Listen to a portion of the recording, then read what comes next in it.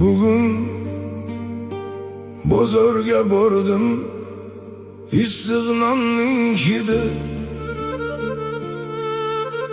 birdan sizni eslatdi. Onajon, yuragim yana siz tomonga qaytdi. Non sotayotgan bir kampirni ko'rdim. Qo'llari xuddi siznikidek ajin bosgan, lekin mehrga to'la men non oldim.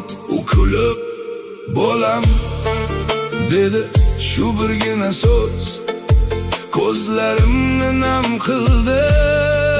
Chunki uni siz aytgandek hech kim aytolmas ekan. Ba'zan insonni yig'latadigan narsa katta voqea emas. Bir hid, bir ovoz, bir tabassum. Onajon, sizni sog'inish og'riq emas, bu hayotimdagi eng go'zal sog'inch. Har safar issiq non ushlasam, go'yo qo'llaringizni his qilaman. Uyga qaytdim, nonni dasturxonga qo'ydim. Hech kim gapirmadi, lekin butun uy sizning xotirangiz bilan to'lib ketdi. Shunda bildim, onalar faqat uyda emas, farzandining yuragida ham abadiy yashar ekan. Bugun sizni ko'rmadim, lekin mehringizni yana bir bor his qildim. Bir dona issiq non butun bolaligimni qaytarib berdi. Rahmat!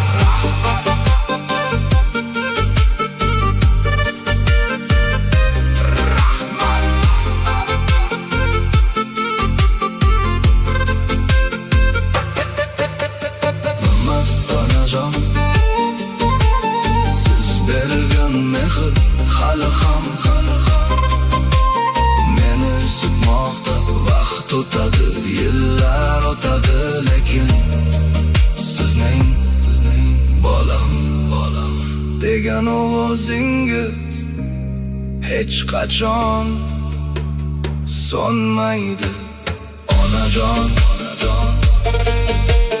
bugun yana sizni